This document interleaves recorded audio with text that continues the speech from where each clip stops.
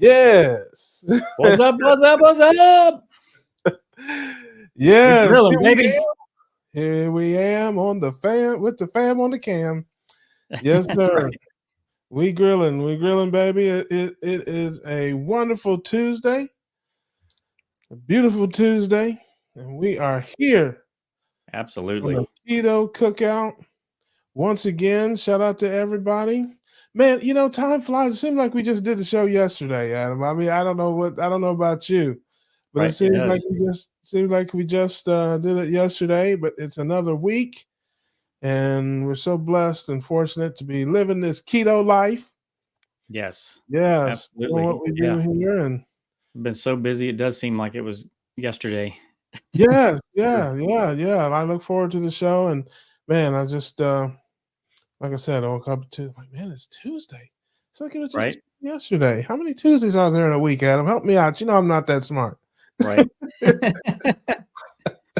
Exactly. Yeah, we got some cool things going on for you today. Shout out to everybody. I see Pop Beater is here. I see our girl Lori's in the building. Darth Carnivore, what's happening? Let some people come on in the room here. They're coming Absolutely. in one by one. Come on in, get comfortable. We'll do what we normally do. Scurvy free, heart attack free, although I'm doing everything I can to have a heart attack, man. Bacon, eggs, frying everything in bacon grease. Absolutely. I'm taking cholesterol. I got a cholesterol IV in my house. I got Right.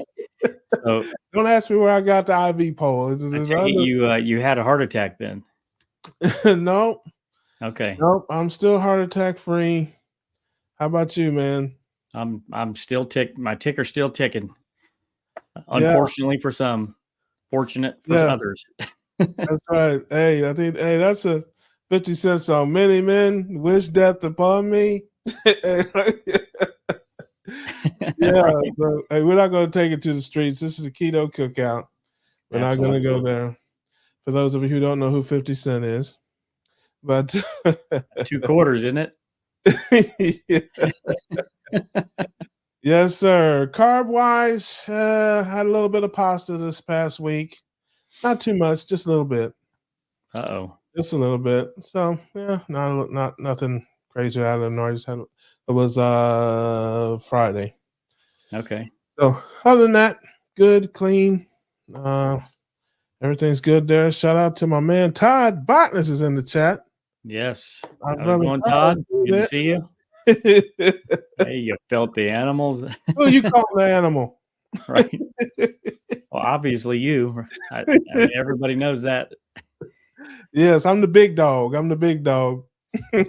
my carb check, you know what my carb check is. I'm still on the lion diet, and I love that. Absolutely zero. So yeah, I love that. I don't know. Now I take that back. So I can't control what my body does. So if I ate too much protein and it turned to sugar inside, and if I get carbs that way, I have no idea. But I didn't actually intentionally ingest any carbohydrates. So. Yes, well, I can tell you right now, I'm not a doctor, but I know you very well. You are way too mean for anything to turn to sugar inside of you. Absolutely. So, yeah, I guarantee you, it doesn't work for you. Now, to my lovely low carb ladies, my keto cuties all over the world, they are all sugar. It's so hard for them to stay low carb because they're so sweet. Right. Shout out to them. Absolutely. Oh man. So yeah, but the champion within is from Columbus, huh? That's cool. Yes, I see that. My man John. Good to see you, brother. Good to see you. He's probably looking around for dress barns and places he can find female sweaters. He's it's a long story there. It's an inside joke. I don't want to know. Yes, he knows the joke. To make a long story short, we had a ugly sweater contest, and he bought a sweater that was for ladies, and he won the contest with the ugly sweater with the lady sweater. All right. Very cool. For the rest of his life, basically, he's going to get the female clothing jokes. I mean, that's just what it is. That's how it works. You win the prize. This is a burden that you got to carry. This is a cross you got to bear. Right. So until the cows come home.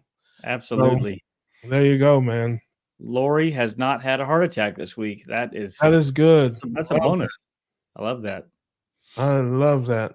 Love that. I found ribeyes at almost 40, 60 fat to meat. They are wonderful. That does sound delicious. Yeah. Shout out to Pa Beater. Good to see you out there, brother. Robin's here. How you doing, Robin? Everybody's favorite grandma is in the building. Good to see you, Robin. Good to see you. Meat eating grandma. Yes. Glad to see you here. Love it. Well, that's awesome. We have a special guest tonight. We'll get to it because he has got his fuzzy pajamas on and he's got to go to bed early. But somebody is. Do I hear somebody coming up the driveway? I hear somebody coming up the driveway. Look at who it is. It's Dr. Paul. Dr. Paul Kalazik. How are you doing? Nice to meet you, Paul. Welcome to the Nice to meet you, Adam. You're in the Gem City as well, is that right? I am. Yes, absolutely. Right. We got to get together sometime. For sure. I would love that. Yeah, absolutely. I met Dr. Paul at the Boca Raton Keto event down there, put on by Low Carb USA. And we had a great conversation down there, along with so many other people. I think you guys saw I had Dr. Bickman and Dr. Westman and some of Dr. Ovadia, some of the other people, and had a great conversation with him. He's a great guy. And of course, he is in Dayton, Ohio. So awesome. He is representing right there in Buckeye Land. And so we chatted for a little bit, and he agreed to lower his standards and come on the show with me, mostly to meet Adam. That's really why he's here. He's here. I'm an esteemed company here. I'm proud to be here. Yeah. I don't know what esteemed means, but if it means terrible, I agree with you. You can eat your meat. You can steam your meat too. Okay. There you go. There you go. Not rust. Yeah, no. We fry it, we roast it. Adam is a sous vide. He sous vides, which we say is French for we're going to eat next week. So I'll tell you, my wife does that, and it is great. It's great. I mean, you do got to wait a few hours, but it's worth it. Absolutely. Yeah. I just did a sous vide tri-tip tonight, and that's the first time I did tri-tip, and it was delicious. Yeah. No, I love that, man. Yeah. So sous vide is a French word that means I hope you're not hungry right now. I tease him about that, but listen. One of these days we're going to get together, and he's going to get me some of that sous vide stuff, and we're going to check it out. And I'm going to get him to try some of my leg of lamb that I make, because he says he doesn't like lamb, but I told him I defy you to say you don't like this. He's a natural born liar, though, Doc. So he probably will. He will never give me the satisfaction of saying I was right about something. Cut it out. So anyway, but in any event, it's enough of our dysfunction. Why don't you introduce yourself to the people? Tell them who you are and what you do. Okay. And we'll sit back and listen to you for a little bit. Well, first of all, I thank you both for having me on. So I am a low carb person in Ohio. Basically, my background's in the emergency department. I've spent 25 years in the emergency department, still work in the emergency department at the VA here in Dayton. So it's a pleasure being able to take care of the vets out there. But then realized that most of the people that came into the emergency department had a problem, and a lot of those people have high blood sugar and are overweight. And, I traced that back to the source, the culprit. And you know what? It wasn't cholesterol. Public enemy number one is not cholesterol. It was the carbs. So after seeing all that disease in the emergency department, the heart attacks and the strokes and the peripheral vascular disease, I opened a metabolic health practice about 7 years ago here in Dayton. Yeah. No, I love that. Now, you still work in the ER. As I've talked to you, I want to make sure I represent you properly. And folks, you still work in the ER there. The metabolic health side of it is something you do kind of as a side right now, Well, yeah, but it's getting busy. I mean, we have, a full 3 days a week in the office, so it's really the emergency department work that's become the secondary work as my practice has grown. And we just focus on low carb, intermittent fasting. I'm big on continuous glucose monitors. And so that's the focus of the practice. And, I've had a lot of people come to me over the course of the last few years, pre-diabetics that are no longer pre-diabetic, diabetics that are in remission, and people that have lost a whole lot of weight and on that road, surprisingly drop their cholesterol, drop their triglycerides, get rid of their hypertension. So, I saw the light here after, growing up in the 70s and 80s when I was told to follow the food pyramid. And we're reversing a lot of disease here. Yeah. That's awesome. Where did you find now? How did you find out about low carb living? What was your introduction to that? And were you skeptical about it at first, or did you jump right in? I mean, yeah, I'll tell you, I had evidence of, what I had seen in the emergency department all these years. And, the fact that we were supposed to, go low cholesterol and, the more research you do it, you guys mentioned, the cholesterol issue on the introduction, only about a fifth of the cholesterol in our blood is contributed by what we eat. You probably know that. And so, all the science has been wrong. And then you look at the forces that have resulted in people being hurt, the forces of, the food processing industry and seed oils and a profitable effort, by those business entities, and really what's gone on in the House of Medicine related to supporting this cholesterol myth. And it hasn't, what we've done over the last 50 years hasn't worked. There's got to be a different way. And so, I feel I've been fortunate to find that and then, help some other people, along the way. And at this point in my career, after, working in the emergency department for a lot of years, I just get a lot of satisfaction and have a lot of passion, about helping people in this regard. Well, the question I had is, maybe I'll frame it a different way. So many doctors, we talk about the standard American diet being bad for us, but I would say that the standard American doctor is just as bad for us. And so many of them came to it, like Dr. Berry, I think Hampton has a similar story, where their patients brought it to them. Yeah. They weren't really looking for an answer. They were telling their patients what everybody was telling their patients. It wasn't really working, but they just did what they did. And then when a patient brought it to them, who basically, and for lack of maybe a better word or term, defied them, basically ate everything that the doctor told them to stop eating and started doing everything that the doctor told them to stop doing and saw results, then they reluctantly said, let me take a look at this and see what's going on. And then the rest is history. Was that was your path like that? Or were you maybe looking? I got to tell you, there are enlightening moments. And I had one of those in the VA emergency department about 7 years ago when I was taking care of a gentleman that was there. I think it was in his 40s or so, came in with abdominal pain, really ended up not being an issue.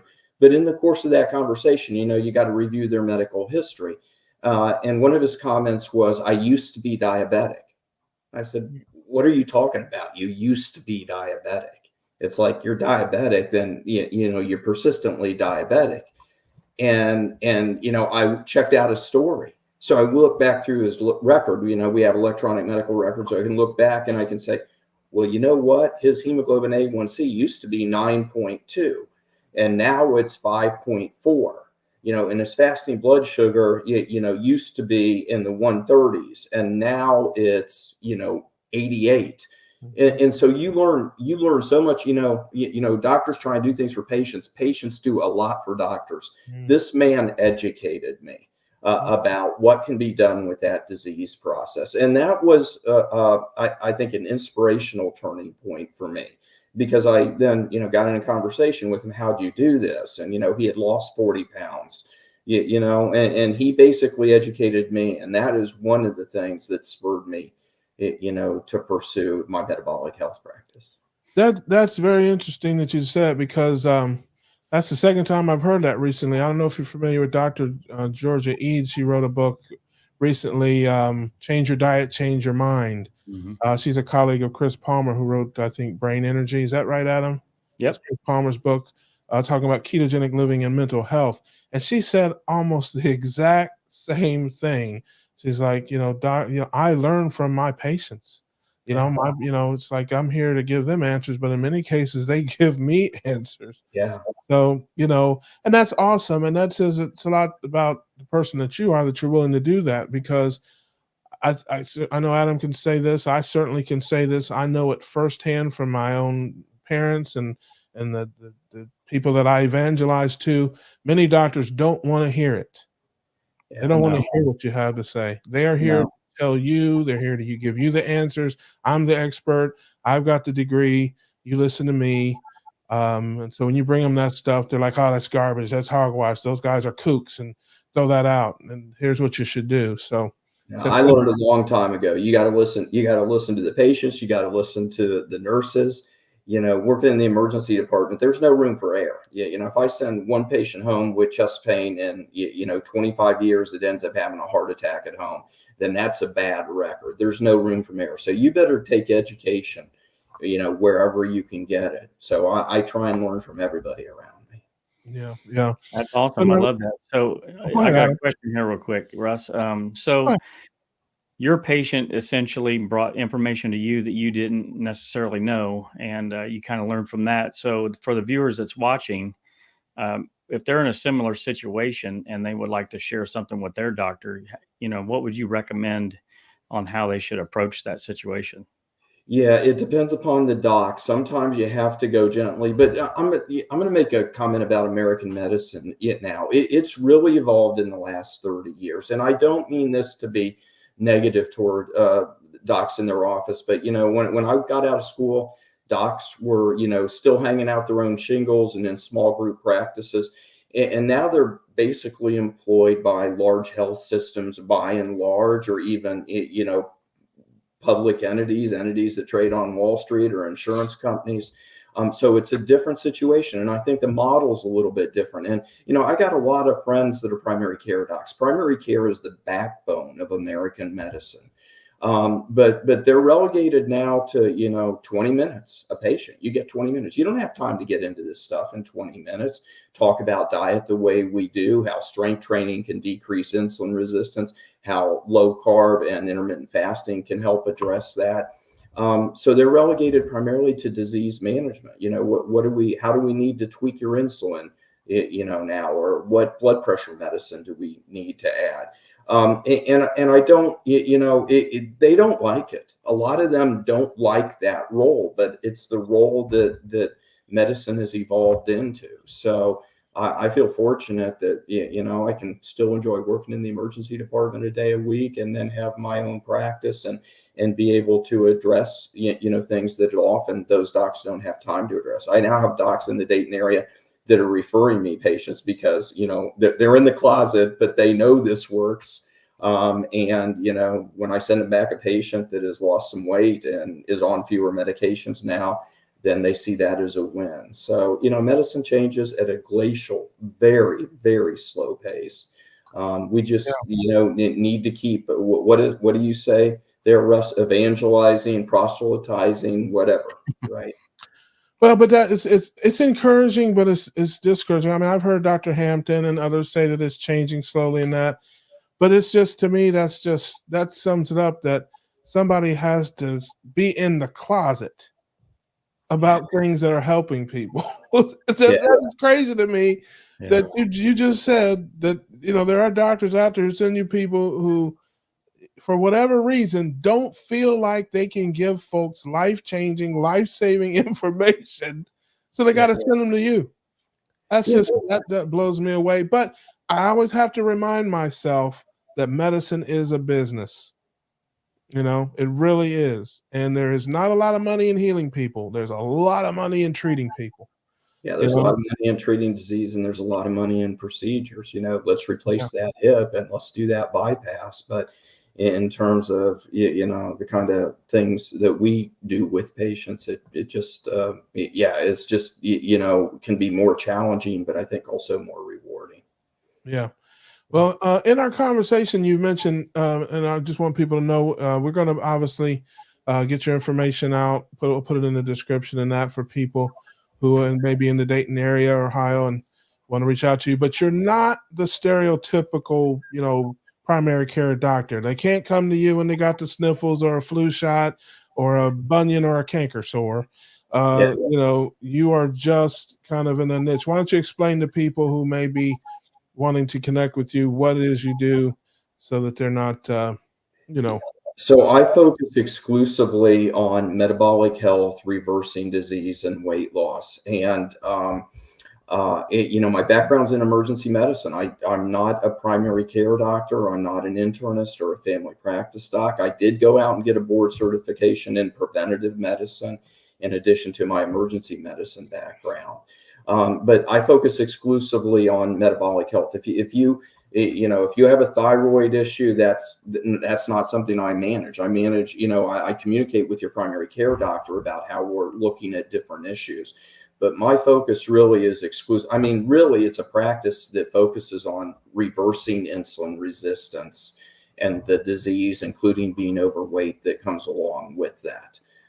So that's what I do. I mean, that's the exclusive focus of what I do. A man's got to know his limitations, and I don't want to try and manage things that are outside my area of expertise. Sure, absolutely. And we don't want folks to, since there are folks I know they're in that area who may want to, I'm going to switch to, him as my primary care doctor, or I'm going to start, take my family in there or whatever. So, that's just to let folks know that's not exactly what you do. But if if you feel a void in the type of guidance that your medical guidance you're looking for, in terms of, a metabolic health agenda or program, that is what I do. Yeah, I gotcha. Our guy Paul Beater, I guess, put a little bit of blood work in there. It's kind of a little cryptic, but I said Carna 27 weeks, down 150 pounds. Most recent results December to February. AST looks like from 52 to 26. I see the ALT, triglycerides. That's liver ALT, right? Yeah, absolutely. Yeah. So I'm certainly not a doctor, but I know some numbers are lower that should be, and some numbers are higher that should be. So, Yeah, but look at what he's done there. Basically, reversing his fatty liver disease. Lowering his insulin resistance. Lowering his blood sugar, which is previously causing inflammation to his arteries. Basically, he's making tremendous changes, and that's without somebody writing on a prescription pad and handing him a medication. Yeah, no,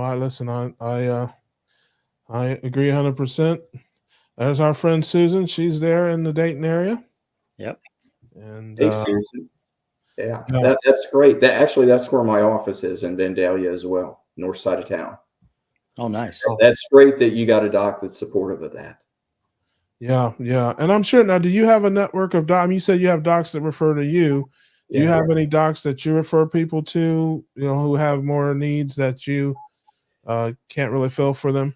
Yeah, I mean, basically, I work in conjunction with people's primary care doctor. If there's an endocrine problem, I mean, I help identify those problems, like a thyroid problem. I work with an endocrinologist, and I'm not, I don't completely ignore potential cholesterol issues as well. So there's a great lipidologist in Dayton I work with.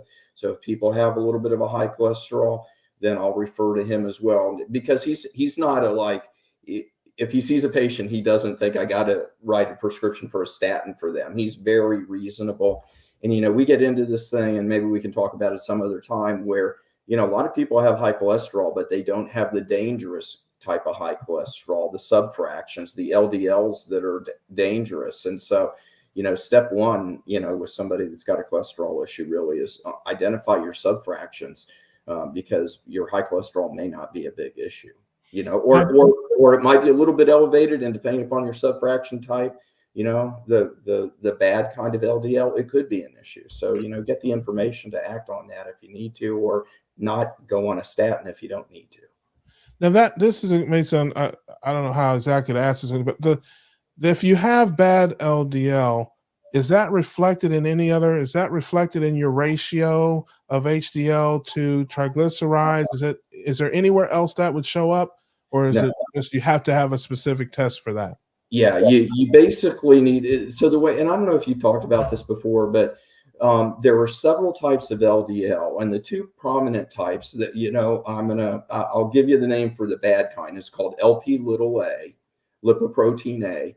And the way to think about that is like a ping pong ball, that it's a hard ping pong ball and it's bouncing against the side of your arteries and it's causing inflammation that could ultimately lead to clotting. But there's a large fluffy kind of LDL as well. And that just kind of meanders around your arteries and doesn't do any damage. It's usually genetically based. The type of LDL you have is usually based on your genetics. But if you don't have LP little a, lipoprotein A, then the likelihood of a significant issue associated with your cholesterol, unless it's sky high, is not real great. And as we're talking about lipids, one of the things that always has surprised me just amazingly is how triglycerides drop on a low carb diet. I mean, it's amazing. I have patients that come in, and they have triglycerides, let's just say like 240 or something like that, which is high. Anything over 100 is high. And we put them on a low carb, high fat diet. It's a high fat diet because low carb diets are high fat, and their triglycerides drop like a rock. They drop. I've had patients that have gone from 250 to 75. So that's the good side of the lipid profiles that occur with low carb diets. And I'll tell you what I see with the others, with the total cholesterol and the LDL. It might go up a little bit, might go down a little bit. Not really any big change at all. So, it's amazing. I think that we've been led down this road of, like I was in the 70s, you got to stay away from butter. You got to, limit your saturated fat in your meat. And, it's, I don't think got a lot of scientific basis to it. Well, the reason I ask is because we're taught by all of them, Barry, Chafee, Bickman, all of that ratio of triglycerides to HDL is so important to keep it as low as possible. So in my evangelism, that's what I tell people, and of course, there's several different books and things out about cholesterol and fat being good for us, and we need it. So I just want to try to make sure I'm giving proper information. Yeah, you are, and I didn't address that in my comments, but basically, you go low carb, you lower your triglycerides. HDLs are kind of hard to budge sometimes, to get them up higher, because again, that's mostly a genetic thing. Strength training can help with that, but you don't see remarkable changes in HDL. It's kind of like, what your genetics are is kind of what your numbers are going to be. Sometimes though they'll go, since you're eating more fat, it'll tweak that HDL up a little bit as well. Yeah. Gotcha. Looks like we have another one. What diet should someone with the diagnosis of familial adenomatous polyposis post-total be on? I can't pronounce it either. Tree. Yeah, I got to tell you, that's so basically that means lots of polyps in the colon run in the family, and he had to have his colon out because of this. So I'm sorry, but I'm just, when I don't know something, I'm going to tell you, and I don't have expertise in that area. I mean, I think you do just need to educate yourself regarding metabolic health, but also be talking to your gastrointestinal doctor about what kind of diet you should be following after your colectomy. I will channel my inner Dr. Barry. Oh, go ahead. Right, there you go. Kent Carnivore, the YouTube channel, Kent Carnivore KC, if you want to check him out. Lee Copus in the UK, he's had a colectomy. So he is on strict 100% carnivore diet. And he swears up and down that that's the best thing for him, and he wished that he had gone to it sooner. Now, obviously, this is not medical advice. Go to his channel, check him out, and connect with him. And, maybe you can get some tips and pointers from him. Yeah, I was going to say, I'll channel my inner Dr. Barry. The proper human diet is for all humans. Are you a human? If you're a human, then you should be on the diet. The proper human diet, even if you're an improper human. Right. I got to go plow the field now. Thank you. Shout out to my man, Doc Barry. Let's see. We got one more question. My tribute. I think we got one more, and then the doc's got to go. He's got his fuzzy pajamas on. He's got a bedtime story already there. He's got to get up early in the morning. So you got to tell people that I asked you if I could come on early just because I got to get up at 5 a.m. tomorrow morning for another emergency department shift. When you get to my age, maybe you'll understand that, Russ. Okay. Okay. How old do you think I am? Well, so I'm going to play it safe here. 35. Don't play it safe with him. How old? I got to be careful here, Russ. I might be getting myself in trouble here. You need to reverse that. No, you are not. There's no trouble here, Doc. No trouble here. Okay. So he gave me a hint. I would say low 50s. Yeah, 50. I'll be 54 this year. Okay. So yeah, I'm not. It's not like I'm no spring chicken. Yeah, that's for sure. Well, but you're getting healthier with every year, right? Russ? You better believe I am, Absolutely. and that is a lot because of the superheroes in our community, our doctors that have shown us the right way instead of the wrong way. Yeah. So, like I said, shout out to you. So I guess you're north of 55. Is that what you're trying to say? I am north of 55, little ways north of 55. It's great to be at this point where I can still enjoy the emergency department work and be passionate. This has given me a second breath in medicine. It's a great opportunity. So, I'm going to be at it for a few more years. I got you. Well, we'll take one more and then we'll let the doc roll on there. My man John says, can you get a cholesterol check on Mob Day? But he meant Monday. He's illiterate. Then get another on Tuesday and get different results. Yeah. Every test has variability. There's some variability just based on the testing process. And of course, it can be based on physiological parameters. Example of that is triglycerides. If you eat a lot of fat the night before you get a triglyceride test, that's going to go up. So there can be some variability, but not so much that it should make a huge difference, to tell you the truth. Yep. Yeah. There you go. Well, tell the folks now. You are starting a YouTube channel and some things of that nature. Yeah. So you can tell folks where they can find you on social media if you like, okay, or where they can find you in general. All right. We'll make sure we post it in the chat and in the comments. So my practice is in Dayton, and the name of the practice is metabolicmds.com. So the word metabolic, then mds.com. And I'm on social media with, TikToks. Just look for Dr. Kolo, Kollo, and you'll find me, and, LinkedIn and Instagram and all that. So, and I got, a YouTube channel, Metabolic MD. And then can I plug my book here, Russ? Absolutely. Yeah. Absolutely. Shameless plug for the book. Absolutely. All above. So nice. I really, I think the use of continuous glucose monitors really can be very, very valuable, because all of a sudden people see those curves on their CGM and they understand for the first time, what's going on with their blood sugar and how their insulin level affects that and all that.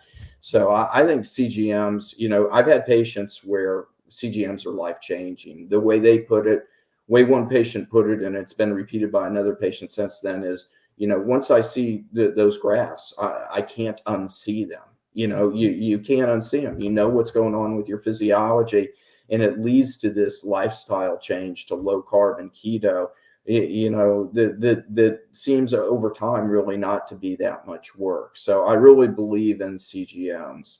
So the book, The Continuous Glucose Monitor Revolution for Non-Diabetics, is on Amazon. Awesome. Yeah, I just I love posted it. the link in the comments for you, and I just ordered one. So All right. Thank you. Yeah, yeah, that's what we're here for. If you got anything else you want to plug or anything else, you come back anytime. And maybe we'll bring you back a couple times, answer some questions. Maybe if you have more time, when it's not past your bedtime, maybe we'll, All right. But All I right. can't. I'm still doing Russ, I'm still doing those 12-hour shifts, and I just start dragging a little bit toward the end if I don't have a good night's sleep beforehand. Doc, I appreciate you. I'm just teasing you, man. Please don't take it. I can take it. I can take it. Russ. Nothing I say seriously. I'm a natural born idiot. I'm just telling you. I'm silly, but that's what we do here. We try to incorporate some serious things with some fun and some laughter too.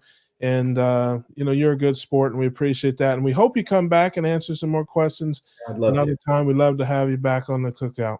that's awesome. It was nice meeting you, Dr. Paul, and appreciate you for stopping by, and hope to see you again. All right. Thanks to both of you. All right. Have a good night, Doc. All right. Take care. There Awesome. you have the good doctor. That was very cool. It's good to know that there's some good guys out there, especially locally. Yes. They are our superheroes. They are the superheroes in our community that can give us some legitimacy, and we can point to them. Well, What's legitimacy? Yeah, no, I won't let that slip. On Mob Day and Tuesday. That's right. So yeah, man. Yeah, he's a good guy. Good guy. That's awesome. I got his book, and we got another. Uh-oh. Yes, at the cookout. Who is it? Hey, it's Lynn. Oh, it's Lynn. Midlife Carnivore. How you doing? Good. How are you two doing? Awesome. We are doing as well as can be expected for men in our condition. Oh, yeah. You guys are both younger than me. Oh, come on. But I don't feel it, and Adam doesn't look it. So, it's just... Oh, I was enjoying hanging out backstage listening to the doctor. Yeah. No. He's a good guy. It was good to meet him and chat with him, and we got some other folks. Hopefully, they'll be coming up here that we met at that event. Well, I was gonna say, that to the person with the colectomy, that their doctor would tell them to eat fiber. So yeah, right. I was thinking about the Keto Kent that you mentioned is a really good example of someone to take a look at. Right. Yeah, for sure. But yeah. I mean, 7 years as a GI nurse, and that's all I ever heard the doctors talk about was eat more fiber, fruits and vegetables, and yeah. Oh yeah, that's right. So I totally forgot about that. My brain fart. No pun intended. So KC, Lynn here has some expertise in that area. So if you got any more specific the she might be able to help. Yeah, the condition is not common at all. And, it's pretty uncommon to have that condition, but it's just like, multitudes and multitudes of polyps, and the colon just wants to grow. It's a hereditary thing, wants to grow all these polyps, and the docs can't really keep up with getting them out, removing them. And so some people need to end up having their colon removed. Wow. So didn't come across it very often, but occasionally. But yeah. So do ketogenic doctors and scientists, do we have any kind of theories or any research at all about why that is, what polyps are caused by? Do we I know we lump everything standard American diet. We're anti that. If you look at what the mainstream people are saying, they're going to, of course, blame it on red meat, like they blame everything on red meat. I kind of look, and my opinion is thoroughly just opinion. I mean, yes, I have a lot of background as a GI nurse, but I've been a carnivore for 9 months now. And so this is all new thinking for me. It's like, my whole training was fiber, fruits and vegetables, standard American diet. If they're having gut issues, they need to not be eating the red meat, and they need to go low fat, everything. That's how my whole life was focused as a GI nurse. So this is all new to me. So I've had to kind of rethink a lot of these things that I was telling patients over all those years.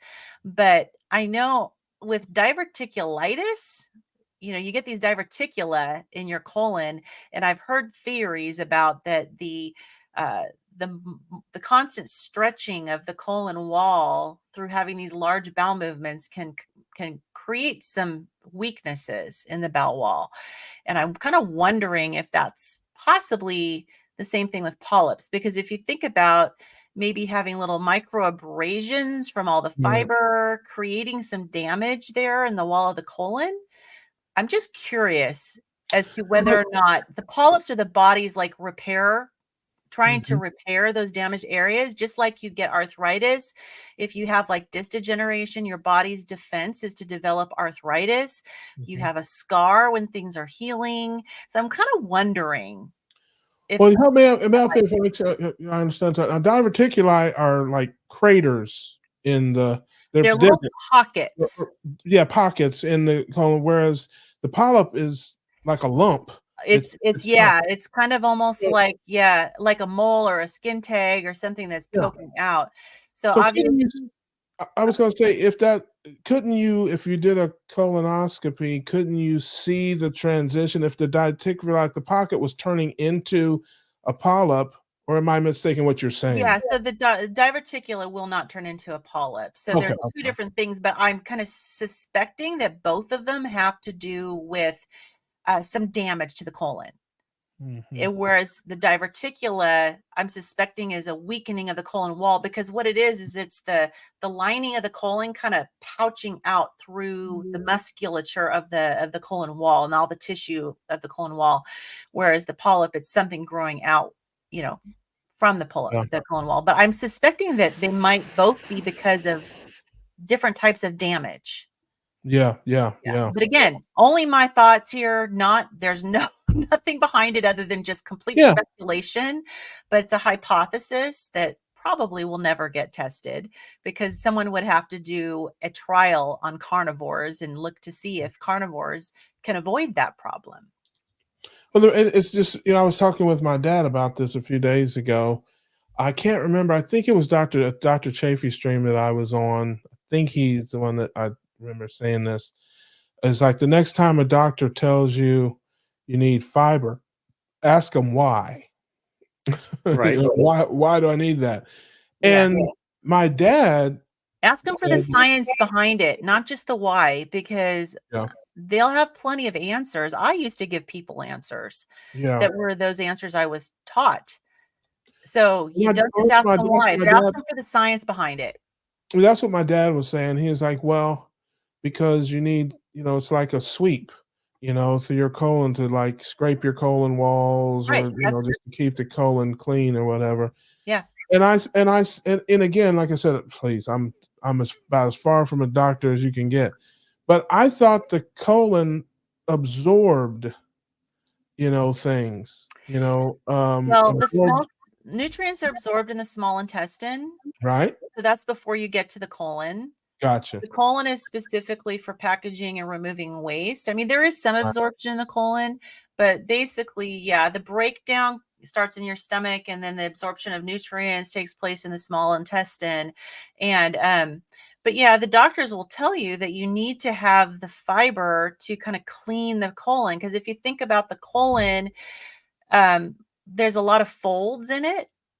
I kind of compare it in some ways to, the way that those hoses are nowadays, that they shrivel all up and then they'll inflate when you put the water in it. It's kind of shrivel up like that. And so there's all these creases and crevices and stuff.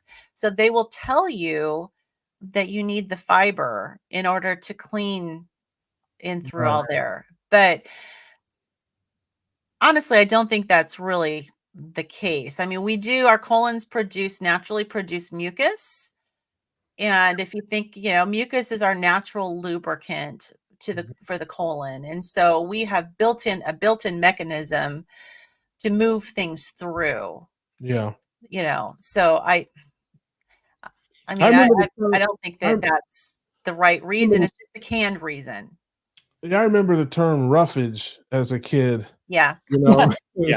My mom and my grandmas would talk about, you need this is roughage. The grandparents always needed to make sure they had their daily bowel movements, right? So they had which I guess is another word for fiber. I guess that's the It is. That's the word for fiber for folks that don't know anything about that. Yeah, absolutely. Well, I look back to when I was working in GI, and to all of our patients with Crohn's disease, ulcerative colitis, and I know that they should have been on a carnivore diet, but the advice that we were giving them back then was just not good advice, and they would go on a low to no fiber diet or a low residue diet if their colon was inflamed and they weren't in remission with their disease, in order to heal the colon. But I never heard anybody say, oh, well, then if avoiding the fiber settles down the inflammation, then maybe adding it back is not such a good idea, because they would feel so much better if they took the fiber out of their diet. But nobody made that mental leap. I certainly didn't. But looking back, I'm like, it makes sense. Yeah. Even like constipation, a lot of people are constipated. Yeah. And they give them more fiber, as, you need more fiber in your diet. But isn't that what's constipating them? Yeah. It depends on the type of fiber. But yes, you're right. But there are types of fiber, and some certain types of fiber will speed things up. Other types of fiber will slow things down. So we used to always just kind of work with the patient and figure out, like, what type of fiber have you been eating, soluble versus insoluble? Do you need to mix it up and change up the ratios? Yeah. It doesn't make sense. It's like, I'm constipated, so let's throw some sawdust on it. Well, not all fiber has that response. So some fibers are the soluble fiber is supposed to pull in fluid, which will help loosen things up and soften things up, which will help get it moving. But ultimately, it's not the solution, as we know. Right. For sure. Yeah. So anyways, things I wish I knew. But of course, I probably would have gotten fired for sharing that information, I'm sure. Oh, yeah. Yeah. Have to stay in the closet. Yeah, seriously. Well, I'm looking forward to going back, because since I did have to retire because of my mast cell disease, I am looking forward to going back and seeing dropping in on my coworkers at some point, because the last time they saw me, I was huge and incredibly unhealthy, and my face was like covered with rosacea, and I just looked like on death's door. I'm really looking forward to going back and seeing them and surprising them, and sharing them what I've been doing. Yeah, that's awesome. Can you share with everybody how much you've lost now? Yeah, absolutely. So I give a scale weight and I give a actual fat loss, because I use my body composition scale. And so I know the difference, because I've gained like almost 25 pounds of muscle and bone. So my scale weight has me down 80 pounds and my actual fat loss is 105 pounds as of yesterday. Yeah. That is awesome. Yeah. I'm super excited. Like, I'm beyond excited. I get all giddy when I have a weigh-in video that I do every Monday, and I get kind of giddy and everything because I'm so excited. I've added a rebounder to my routine, and also a lymphatic drainage, protocol. And then rebounding. Instead of rebounder, are you playing basketball? I mean, tell me. You know what? I did not realize that is the new name for a mini trampoline. Oh, there you go. See, that is. When you think, listen, when you say rebounder, I added a rebounder. I'm thinking Dennis Rodman's out there at the crib with the, just on them boards. I got no. I'm 5'8", but I'm not that tall. Definitely not springy. But yeah, I've started using the mini trampoline. Yeah. My viewers have educated me that it is called a rebounder now. Gotcha. Yes. And it has like a bar that's attached to it and goes up over so you can hang on, which is a good thing for me. But my physical therapist told me to start really slow, because, man, I tell you, it gets the lymphatic system moving. like big time. And I kind of, when I first started on it a few weeks ago, I overdid it. And like, I don't catch any air, very rarely. Like there's like no distance between my feet and the actual trampoline, but just the bouncing itself or kind of the marching really gets things moving. And I overdid it because it's fun. And I felt like death warmed over for several days. I was exhausted and just like, what on earth? Am I getting sick? And one of my viewers said, no, it's a rebounder. You probably overdid it. And then I was turned on to the doctor who, gosh, and of course I should know his name, Dr. Nicholson, who teaches, he's kind of like the lymphatic doc. He teaches how to get the lymphatic going. And it's like dry brushing, but you don't have to use a brush and you don't have to take your clothes off. You can just do it, wherever.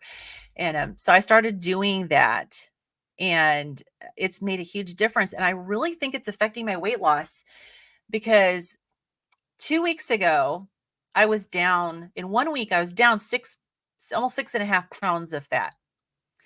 And then I had a normal drop last week of about 2 pounds. And then this week I'm down over 5 pounds of fat. Wow. And it's like, what? And and my scale usually also tells me about my visceral fat. And usually it takes me 4 weeks to drop a pound of visceral fat, which is the fat around our organs. And this time it took me 2. So I'm starting to think that the rebounder is a really, really good tool.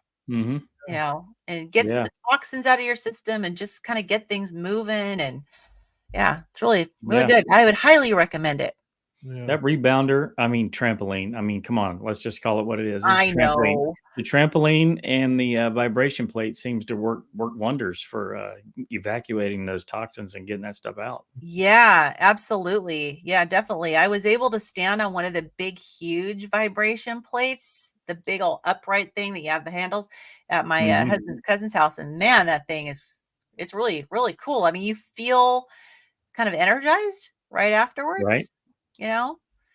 But I know you don't need a little. I've been watching Bill and his channel, and he just posted a video, and he showed himself on the rebounder with mismatched socks, and or not the rebounder, but the vibration plate, and it's amazing what it's done for him. It's pretty incredible. So if you can't rebound, and I know for him, I think people were really nervous about him rebounding, yet, and so the vibration plate is perfect. Yeah, I love that, man. I love that. Yeah. Which scale do I use? So I use it's called a Renfo brand scale, and they have a variety of models, but mine is not very expensive. It's like $22. And it comes with an accompanying app. And so you just kind of set your phone near you wherever you're weighing in, and it just downloads all these metrics into the app. And it's really helpful because I haven't been discouraged, but I think that it's really helped me even be less than even remotely starting to be discouraged, because I can see how much muscle I'm gaining, and I can see that I'm gaining bone, and which was a shock to me at the beginning. Like, I'm gaining bone, and like I wasn't expecting. You mean like bone density? Yeah. So it tells me how many pounds of bone, I have. And I was low at the very beginning. I was too low for my age. And I've gained like 1.6 pounds of bone. So that's definitely improved bone density. I'm nudging towards normal. I'm still a little on the low side. And but and lots of muscle gain. Yeah, I think like 23.5 pounds of muscle gain. And the first few months I wasn't exercising at all, and I was still gaining the muscle and the bone. Yeah. So I just really feel like I was giving my body the building blocks that it needed. And my body was taking those building blocks and making muscle and building bone and healing. I feel like the recent, just this month, February, has been, I've kind of come to a new level. I feel like I think I'm able to eat a few more things. I know Adam and I have been talking a lot about our histamine issues because we both have these histamine issues. And with me, it's because of my mast cell disease, and you, it's probably autoimmune disease and histamine intolerance. But I've found usually my gut and my skin, because of the rosacea, is a really good indicator of how I'm doing. And if I've need to stay on the lion diet for so long, and I've just recently started to add a few things back that were causing me issues with my rosacea before. And one of them is coffee with some heavy cream and some ghee. I haven't done butter yet because it has more proteins that have allergens, but I've been doing ghee, and I've actually done some chocolate flavored element in my coffee, which was caused me problems before, and I'm whizzing all that up in my magic bullet and drinking that in the morning. And it's been like 3 weeks now, and I have had no issues. So healing is taking place. I'm with you on the coffee, sis, and heavy cream is nectar from the gods. Oh man, I was having issues with it maybe a month and a half or so ago, and so I quit doing it again, and I was kind of depressed because I love coffee. Well, I always say there's not enough coffee in mine to damage me. It's all heavy cream, and it's. Well, that's the thing. I was going to say I like a little coffee with my cream, right? Yeah. You know. What I started doing, I didn't have any problems with it, but you hear things and you're like, oh, maybe I should. So I started doing iced coffee. So now between the cream and the extra water with the ice, there's virtually no coffee. Really, but it's nice. I enjoy it. To say my coffee is still mostly coffee. Yeah, like about 12 ounces of actual coffee. But yes, I do like my coffee to have quite a decent amount of cream in it. So yeah, I'm up to about a half a pot now a day. Half a pot. Oh my goodness. Yeah, I only have 1 cup. Hi, Robin. Of ice, it's iced coffee. So like I said, there's a lot of water in it. But yeah. But I was doing about two cups every day, and finally, and I'm like, I would drink it, and a couple hours later, I'm like, man, I'd like to have a little more. So I just started making a half a pot, and so nice. a half a pot now with cream, a little bit of stevia in there, not too much. Yeah. Well, I think the flavored elements have a little bit of stevia in them, which I'm watching, because if it becomes a problem, I will stop doing it. Now there's because I'll tell you who else does that is our girl Christy at Meeting Wellness. Yeah. She loves that chocolate element tea with the coffee. I wonder if it blends well with cold coffee. Because I think it's for hot, the way it's put together to blend with hot. I haven't tried it with cold beverages. I don't know if it's any different than the other elements, because I use the other elements and they dissolve perfectly well. Yeah. I use element a couple times a week. Yeah, it's worth giving a try. So I wanted to go back. So Robin said that her Smart Scale wanted to start charging her. I have not had that issue at all with Renfo. So if you want to check out the Renfo scale, just email me. She's got my email address. Have you downloaded the data into a computer yet? No, I haven't. I didn't even know I can download it into a computer, like from my phone. That's cool. Like I go through, like when I do my report every Monday, I just go through, I have a spreadsheet, and I just go through and I manually update my spreadsheet. But that I'm going to have to look into that feature. I have not done that yet. Sounds pretty cool. So how far away are you from getting in the airplane? Oh my goodness. So I have to be okay. Close. So just for anyone listening, my husband has a little Cessna 150 airplane, and we've been married for 33 years. I have never been able to fly with him because I can't fit in the airplane because I've been so heavy. I mean, I started out, my highest weight was almost 350 pounds. My weigh-in yesterday, I was 259. Mm-hmm. So he said that I need to be under 250. So I'm like right there. I want to be a little bit lower than that because I don't want him to have to go, okay, well, let's see, how much fuel am I able to carry and still carry my wife in the plane? So you got 2 or 3 weeks maybe then. Yeah. I mean, I will get there. I don't know when we're going to go and take our first flight together. Because I've never flown in a tiny little airplane, I'm going to make sure the weather is pristine. And we're going to go. I want to have him take me over. Like I said, I live in the Pacific Northwest, Washington State. I'm like 20 minutes away from the coast, but we love Orcas Island. And if anyone's ever been to Orcas Island, you will know why. It is amazing. And I want him to fly me over there. And they have a car for their pilots at the airport. You can tour all over the island. And yeah. 259 to 250. That 9 pounds is going to listen. I would say he doesn't really want to do it if he's arguing about the 9 pounds. Oh, he can't wait. Hey, listen, I'm telling you, if you ain't willing to put your life on the line, you don't really want to do it. I'm just saying. You're willing at that point, you don't really want it. Oh man, he flies people in his plane all the time, just not me. Yeah. But he's the president of the local chapter of the Washington Pilots Association. He's so involved with aviation here, and so he has not been able to share that passion with me, and I haven't been able to go up and experience flying with him. And everybody that I talk to says he's an amazing pilot. His landings are just super smooth and beautiful. And if you get back in the ground in one piece, it's an amazing pilot. My dad always used to tell me any landing you can walk away from is a good one. That's right. That's exactly right. Now that is so awesome. I'm so happy for you.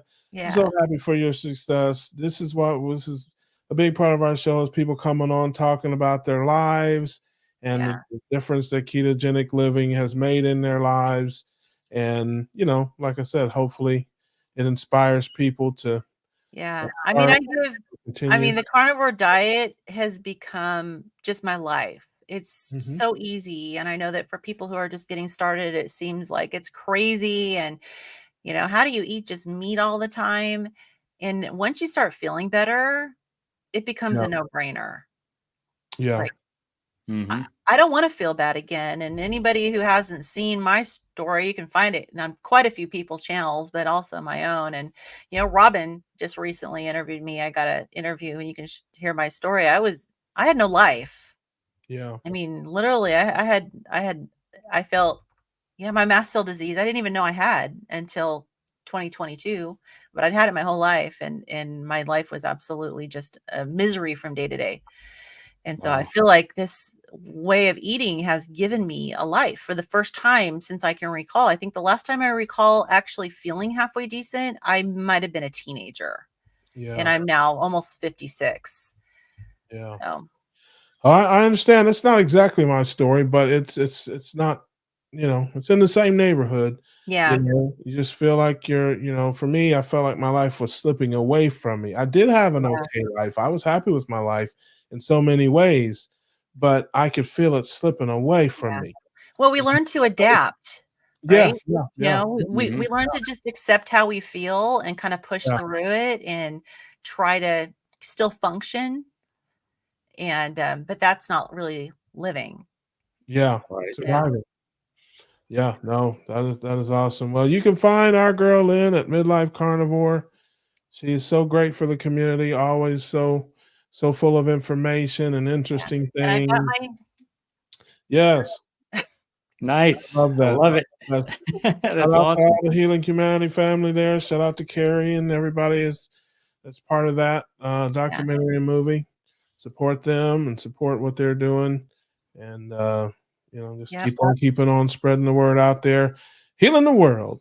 And I'm actively looking for people, and I'm the one reviewing everybody's application. So get with Lynn. She's the gatekeeper. Yeah, connect. Yes. Get your applications in. She's rejected me 17 times, but I still love her though. Never take it personally. That's why we hired her. I'm a mom. Of course, all my kids are grown, but it's like moms, we know how to say no, right? Yeah, that's right. They told me one more time and I'll be banned. They'll block me. So I can't blame them for that. I've been banned and blocked many, many times, and I can't blame anybody who's ever banned and blocked me. We love everybody's story. We love everybody's story. Yeah, but they will still ban you. In any event, always great to see you, Lynn. Thanks so much for coming by.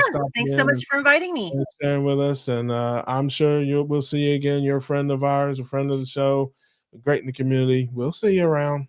Awesome. Absolutely. Not about it. We'll see you on Thursday, Lynn. Yeah, I'll see you on Thursday. Have a great evening, you guys. Have a good Take night. care. Bye. Awesome. There you have it.